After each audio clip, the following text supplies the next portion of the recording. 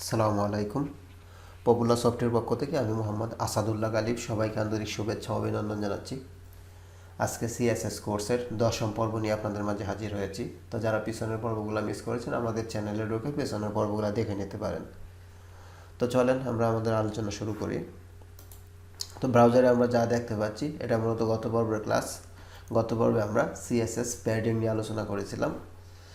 তো এটা হলো আমাদের index.html ফাইল। তো এখান থেকে দেখেন স্টাইল ট্যাগের ভিতরে যা আছে এখান থেকে আমি রিমুভ করে দিচ্ছি। ওকে, তারপর দেখেন বডি এর ভিতরে একটা ডিপ দেওয়া আছে। তো এই ডিপটাও আমি রিমুভ করে নিলাম, শুধু পি ট্যাগটা রাখতেছি। ওকে, পি ট্যাগটা রাখবো আর নিচের ডিপটাও আমি রিমুভ করে দিব। আর এখানে পির আমরা ক্লাস দিতে পারি অথবা সরাসরি পি এলিমেন্টটা ধরে স্টাইল করব। ওকে, তো আজকে মূলত আমি খুবই একটি ইম্পর্টেন্ট জিনিস নিয়ে আলোচনা করব, তা হলো সিএসএস বর্ডার্স। ওকে, এই বর্ডার্সটা আমাদের খুবই গুরুত্বপূর্ণ একটি জিনিস, সুন্দরভাবে বুঝবেন ইনশাল্লাহ এবং বোঝার চেষ্টা করবেন। ওকে, তো বর্ডার নিয়ে কাজ করতে গেলে আমাদের প্রথমেই থাকবে বর্ডার স্টাইল। ওকে, তো এখানে দেখেন আমি একটা পি ট্যাগ ইউজ করেছি। তো এই পি সিলেক্টরটা ধরে এখন স্টাইল করব, তাহলে এখানে আমি নিচ্ছি এই স্টাইল ট্যাগের ভিতরে পি। ওকে, এখন আমি এখানে ডিক্লারেশন করব। তো বর্ডার স্টাইলের মধ্যে আমাদের ডিফারেন্ট স্টাইল থাকবে। একটা হলো ডটেড, তারপরে dashed, solid, double, groove, ridge, inset, outset, none, তারপরে দেখেন এখানে হিডেন, মিক্স। ওকে, তো আমি একটা উদাহরণ দিয়ে দেখাচ্ছি। তো এখানে দেখেন আমি পি সিলেক্টরটা এখানে নিলাম, নেওয়ার পরে এখানে আমি জাস্ট বর্ডার ইউজ করতেছি। বর্ডার, এখানে আমি বর্ডার স্টাইল ইউজ করবো, যেহেতু প্রথমটা হলো আমাদের বর্ডার স্টাইল, তাহলে আমি এখানে লিখবো বর্ডার হাইফেন স্টাইল। তো বর্ডার স্টাইলের মধ্যে আমি প্রথমে দিতে চাচ্ছি ডটেড। ওকে, তাহলে আমি দেবো ডটেড। দেখেন ডটেড দিলাম, দেওয়ার পরে এখন যদি আমি ব্রাউজারটা রিলোড করি তাহলে দেখেন আমাদের এই যে পি ট্যাগ এর চতুর্দিকে একটা বর্ডার চলে আসছে, আর সেইটা মূলত ডটেড অর্থাৎ ডট ডট আকারে। ওকে, এখন আমি যদি ড্যাশ দেই তাহলে এটা আমাদের ড্যাশড অনুযায়ী চলে আসবে, এই যে ড্যাশড। এখন ব্রাউজারটা রিলোড করবো, দেখেন এটা আমাদের ড্যাশ ড্যাশ চলে আসছে। তো আশা করি জিনিসগুলো বুঝতে পারছেন। আর সেটা কি, এই যে আমাদের এই পি ট্যাগের চতুর্পাশে একটা বর্ডার নিল এবং সেটা ড্যাশ ড্যাশ আকারে আসছে। এখন যদি আমি সলিড দেই, সলিড দিলে এটা আমাদের আরেক রকম আসবে। দেখেন সলিড দিলাম, সলিড দেওয়ার পরে এখন যদি ব্রাউজারটা রিলোড করি তাহলে আমাদের এটা আসবে সলিড। আমি যদি ডাবল ইউজ করি তাহলে আমাদের দুইটা লাইন আসবে। দেখবেন ডাবল দিয়ে আমি রিলোড করলাম পেজটা, দেখেন আমাদের এই যে দুইটা ডাবলের মতো আসছে। ওকে, তো এইভাবে আমি যদি গ্রুপ ইউজ করি, দেখেন গ্রুপ দিয়ে আমি সেভ করলাম। সেভ করার পরে এখন দেখেন এটা আমাদের এইরকম একটা স্টাইলে আসে। এখন আমি গ্রুপ বাদ দিয়ে যদি ইউজ করি রিজ, তাহলে এটার আরেকটা ডিফারেন্ট স্টাইল আসবে। দেখেন রিজ। এখন আমি ব্রাউজারটা রিলোড করব, করার পর দেখেন আমাদের এরকম আসছে রিজ। তো এখানে অবশ্য আমি বর্ডারের একটা ওয়াইড দিতে পারবো, সেটা আমাদের পরবর্তীতে।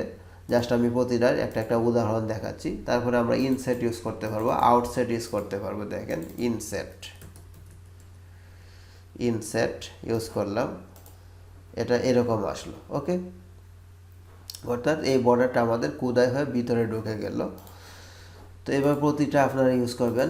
বর্ডার স্টাইলের মধ্যে আমাদের থাকবে dotted, dashed, solid, double, groove, ridge, inset, outset, আর একটা থাকবে নান।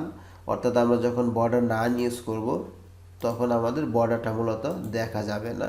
যেমন এখানে আমি ইউজ করলাম নান। দেখেন নান যখন ইউজ করব সে মূলত একটা বর্ডার নিবে, কিন্তু বর্ডারটা দেখা যাবে না। ওকে, ডিসপ্লে হবে না। তারপর দেখেন হিডেনের কাজটাও সেম।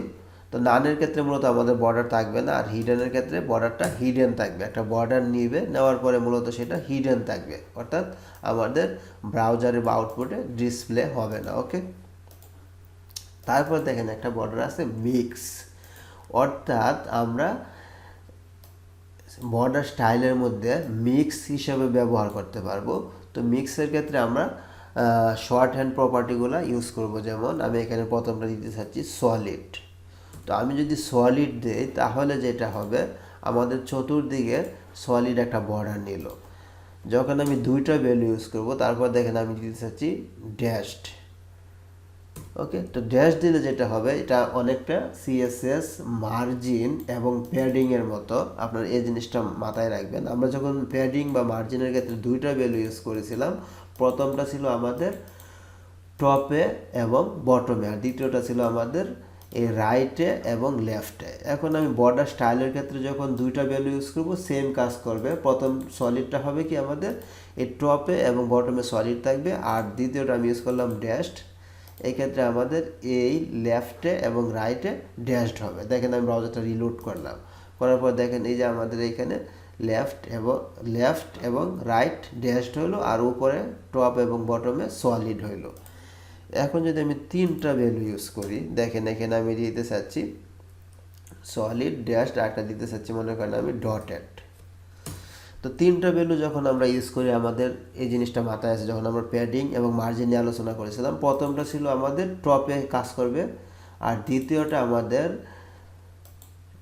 রাইট এবং লেফটে কাজ করবে, আর তৃতীয়টা আমাদের বটমে কাজ করবে। এখন যদি আমি ব্রাউজার রিলোড করি তাহলে আমাদের কি হবে, প্রথমটা আমাদের সলিড থাকবে, আর মাঝখানেরটা রাইট এবং লেফটে কাজ করবে, তাহলে আমাদের এটা ড্যাশড এবং ড্যাশডই থাকবে, আর তৃতীয়টা মূলত আমাদের বটম হিসেবে কাজ করবে, তাহলে এটা আমাদের ডটেড হয়ে যাবে। দেখেন আমি ব্রাউজারটা রিলোড করলে আপনারা বুঝতে পারবেন। এখন দেখেন এটা আমাদের তৃতীয়টা ডটেড হিসেবে কাজ করলো, আর লেফট এবং রাইটে মূলত দ্বিতীয়টা কাজ করলো ড্যাশড, আর প্রথমটা আমাদের সলিড হিসেবে কাজ করলো। এখন যদি আমি 4টা ভ্যালু দিয়ে দিই 4 রকম, তাহলে আমরা জিনিসটা আরেকটু ক্লিয়ার হতে পারবো। এখন মনে করেন এখানে আমি দিতে চাচ্ছি ডাবল। ওকে, ডাবল দিলাম, তাহলে দেখেন সাইডটা আমার 4 সাইডে কাজ করব। প্রথমটা আমাদের থাকবে টপে, একবার মার্জিন এবং প্যাডিংয়ের মতোই। এই জিনিসটা সুন্দরভাবে একটু বোঝার চেষ্টা করবেন। তো এটা আমার টপে সলিড, রাইটে থাকবে আমাদের, যেহেতু ডান দিকে ঘুরবে, রাইটে থাকবে আমার ড্যাশড, বটমে থাকবে ডটেড, আর লেফটে থাকবে মূলত ডাবল। দেখেন আমি সেভ করলাম কন্ট্রোল এস। এখন যদি ব্রাউজারটা রিলোড করে দেখেন এই যে আমাদের এইখানে মূলত আমি যদি ব্রাউজারটা একটু বড় করি তাহলে আপনারা বুঝতে পারবেন। দেখেন এই যে এখানে মূলত আমাদের ডাবল আসলো, আর এটা সলিড, আর এটা মূলত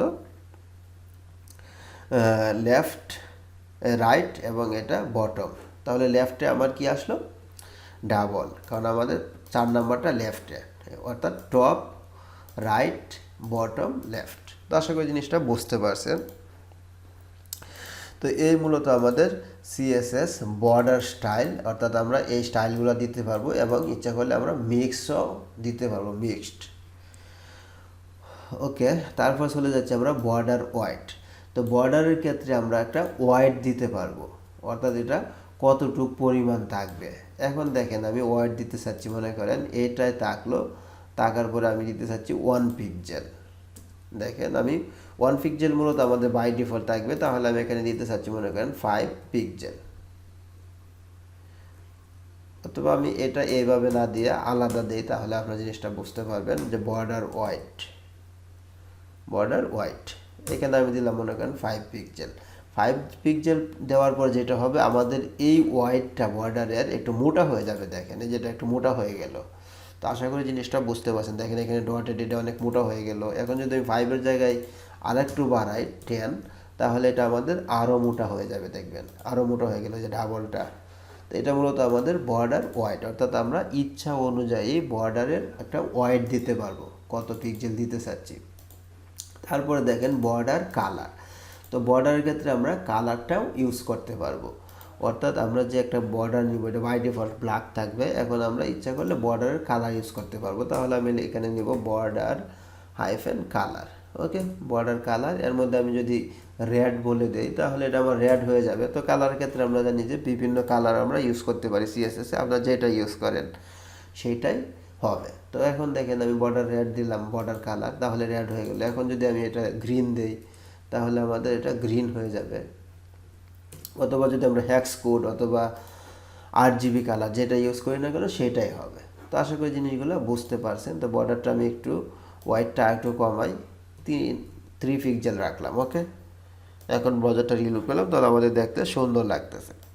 এখন দেখেন বর্ডার আমাদের কালার গেল, তারপরে বর্ডার সাইডস, অর্থাৎ আমরা কোনো একটা ইন্ডিভিজুয়াল সাইড ধরেও আমরা স্টাইল করতে পারবো বা বর্ডার করতে পারবো। সেটা কীরকম, আমি মনে করেন এখানে দিতে চাচ্ছি বর্ডার স্টাইল টপ হাইফেন, আমি টপ ইউজ করব। ওকে, অর্থাৎ দেখেন বর্ডার টপ আমি ইউজ করবো, মনে করেন বর্ডার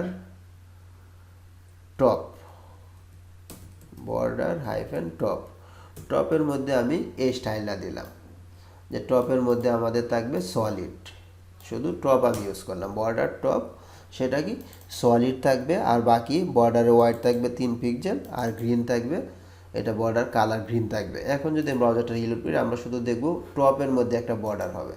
দেখেন টপে একটা বর্ডার হইল, কারণ আমি বলে দিছি যে বর্ডার টপ।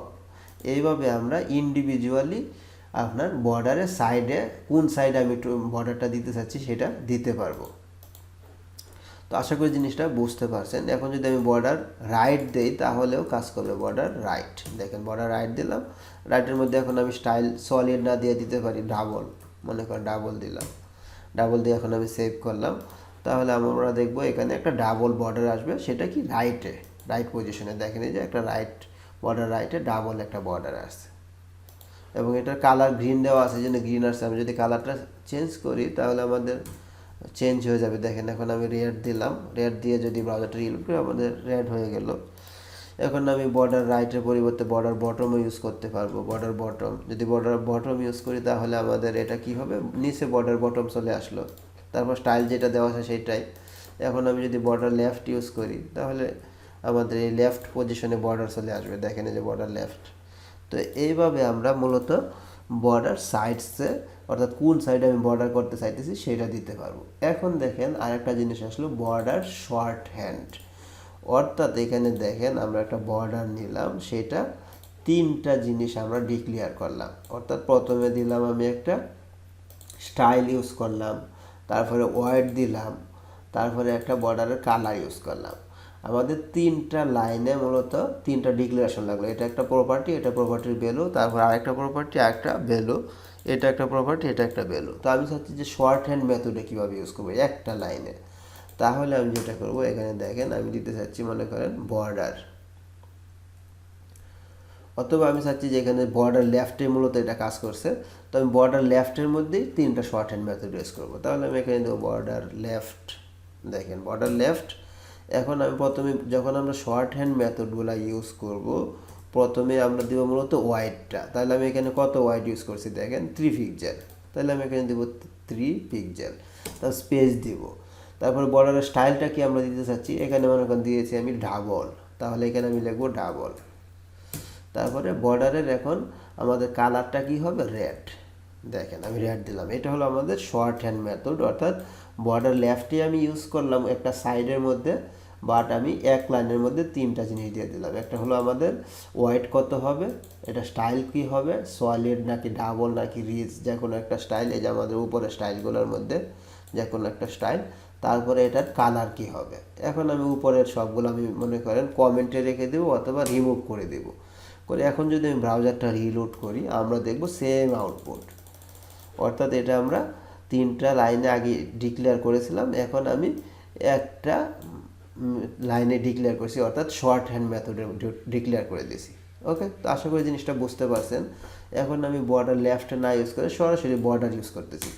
সরাসরি বর্ডারের মধ্যে যদি ইউজ করি তাহলে যেটা হবে আমাদের চতুর্দিকে একটা বর্ডার চলে আসবে, আর সেটা কি 3 পিক্সেল পরিমাণ ওয়াইড নেবে, আর এটার স্টাইল হবে ডাবল, আর এটা হবে আমাদের রেড কালারের। এখন যদি আমি ব্রাউজারটা রিলোড করি দেখেন তাহলে আমাদের দেখেন চতুর্দিকে একটা বর্ডার চলে আসছে, আর এটা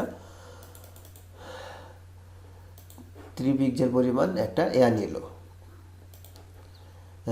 ওয়াইড নিল। ওকে, এখন যদি আমি এটা গ্রিন কালার দিই, দেখেন গ্রিন কালার, আর এখানে ডাবল না দিয়ে এখন আমি অন্য একটা দিতে চাচ্ছি, দেখেন আউটসেট, আউটসেট দিলাম স্টাইলটা আউটসেট, আর এটা আমি 3 পিক্সেলের পরিবর্তে আমি দিতেছি 6 পিক্সেল, 6 পিক্সেল। ওকে, দিয়ে এখন আমি যদি ব্রাউজারটা রিলোড করি দেখেন এই যে আমাদের আউটসেট হয়ে গেল। আর এটা মূলত বানান গ্রিন, বানান একটু মিস্টেক হয়েছে, অর্থাৎ এখানে মিস্টেক হয়নি, এখানে মূলত আমি সেমিকোলন দিয়ে ক্লোজ করে দিয়েছি, এই জন্য কাজ করেনি। দেখেন এখন আবার গ্রিন হবে, দেখেন গ্রিন হয়ে গেল, এটা হলো আউটসেট। এখন যদি আমি ইনসেট ইউজ করি তাহলে এই জিনিসটা বুঝতে পারবেন।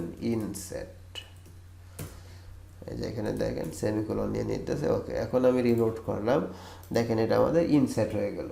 তো দেখেন জিনিসটা খুবই সুন্দর। তো বর্ডার, আশা করি জিনিসটা খুবই গুরুত্বপূর্ণ, জিনিসগুলো আশা করি খুব বুঝতে পারতেছেন এবং প্র্যাকটিস করবেন।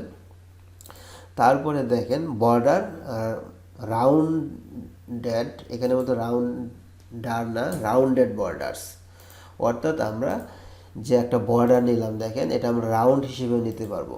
তো রাউন্ড হিসেবে যখন আমরা নিব, এখানে আমাদের ইউজ করতে হবে বর্ডার রেডিয়াস। ওকে, বর্ডার হাইফেন রেডিয়াস। তো রেডিয়াসের মধ্যে আমি কত পিক্সেল নিতে চাচ্ছি, একটা ওয়ার্ড দিতে হবে। তো আমি মনে করি বর্ডার রেডিয়াস দিতে চাচ্ছি যে 5 পিক্সেল একটা রেডিয়াস হবে, তাহলে এটা আমাদের কি রাউন্ড হিসেবে কাজ করবে। এখন দেখেন আমি রিলোড করলাম, রিলোড করার সাথে দেখেন এই যে এখানে একটা রাউন্ড হিসেবে হয়ে গেল। এখন যদি আমি এটা 10 পিক্সেল দেই আর একটু রাউন্ড হবে, দেখেন আমি রিলোড করলাম, তাহলে দেখেন এটা আমাদের আর একটু রাউন্ড হয়ে গেল। এভাবে আপনি বর্ডার রেডিয়াস ইচ্ছা অনুযায়ী আপনি দিতে পারবেন। তো এই হলো মূলত আমাদের সিএসএস বর্ডার। পর্বটি অনেক বড় হয়েছে।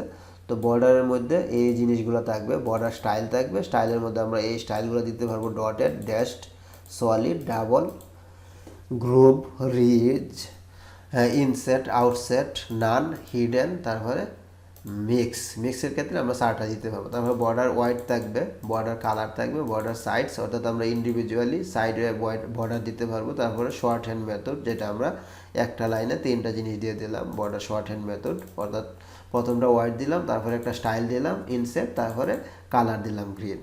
তারপরে বর্ডার আমাদের রাউন্ডেড বর্ডার্স, তো রাউন্ডেডের ক্ষেত্রে আমরা বর্ডার রেডিয়াস ইউজ করব। ওকে, তো এই মূলত সিএসএস বর্ডার।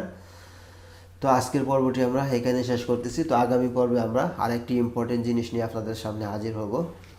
তো সবাই পর্বগুলো ভালো লাগলে ভিডিওতে লাইক, কমেন্ট এবং শেয়ার করবেন, আর বেশি বেশি প্র্যাকটিস করবেন। তো আমাদের এই সিএসএসের অনেক পর্ব হবে, কারণ সিএসএস জিনিসটা খুবই একটি গুরুত্বপূর্ণ জিনিস ওয়েবসাইটের জন্য। তো আশা করি ইনশাল্লাহ অনেক নতুন কিছু শিখতে পারবেন। ওকে, তো সবাই ভালো থাকেন, সুস্থ থাকেন, আল্লাহ হাফিজ।